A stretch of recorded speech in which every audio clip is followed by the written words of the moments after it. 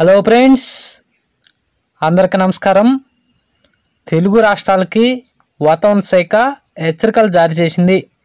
ద్రోణి ప్రభావంతో మళ్ళీ భారీ వర్షాల ముప్పు పొంచి ఉందని అటు రైతులకు భారీ హెచ్చరికలు జారీ చేసింది వాతావరణ శాఖ. Welcome to AP weather news.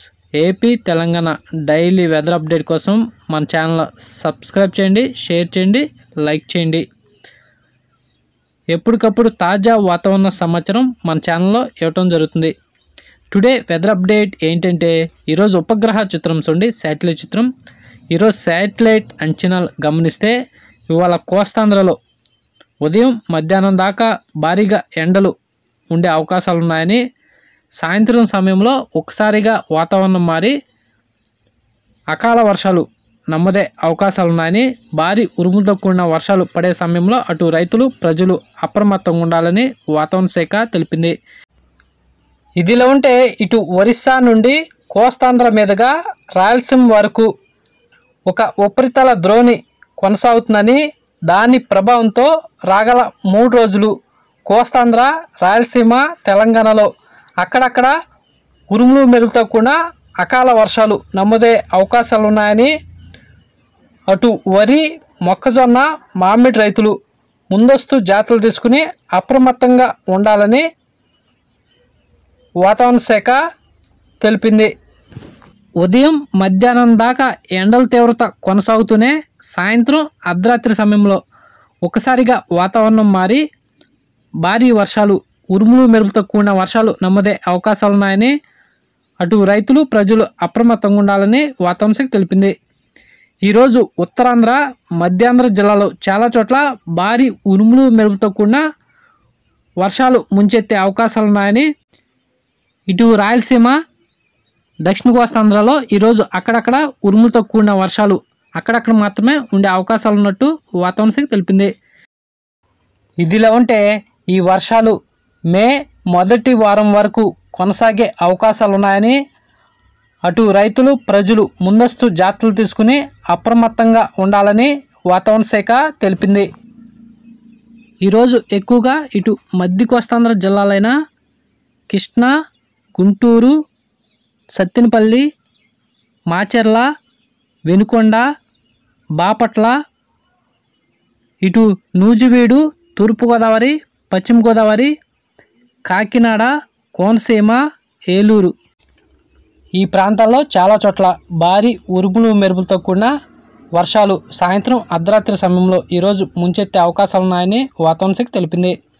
ఇటు ఉత్తరాంధ్ర జిల్లాలైన విశాఖపట్నం, మన్యం, అరకు, విజయనగరం, శ్రీకాకుళం, అల్లూరి సీతారామరాజు, అనకాపల్లి ఈ జిల్లాలో కూడా చాలా చోట్ల భారీ ఉరుములు మెరుపుతో కూడిన అకాల వర్షాలు ఈరోజు నమోదే అవకాశాలు ఉన్నాయని, అటు రైతులు ప్రజలు అప్రమత్తంగా ఉండాలని వాతావరణ శాఖ తెలిపింది.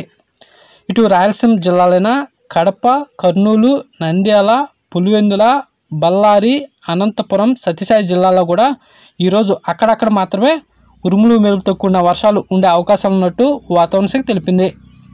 ఇటు దక్షిణ కోస్తాంధ్ర జిల్లాలైన అన్నమయ్య, చిత్తూరు, తిరుపతి, నెల్లూరు, మదినపల్లి ఈ జిల్లాలో కూడా ఈరోజు అక్కడక్కడ మాత్రమే అకాల వర్షాలు ఉండే అవకాశాలు ఉన్నాయని, అటు రైతులు ప్రజలు ముందస్తు జాగ్రత్తలు తీసుకుని అప్రమత్తంగా ఉండాలని వాతావరణ శాఖ తెలిపింది.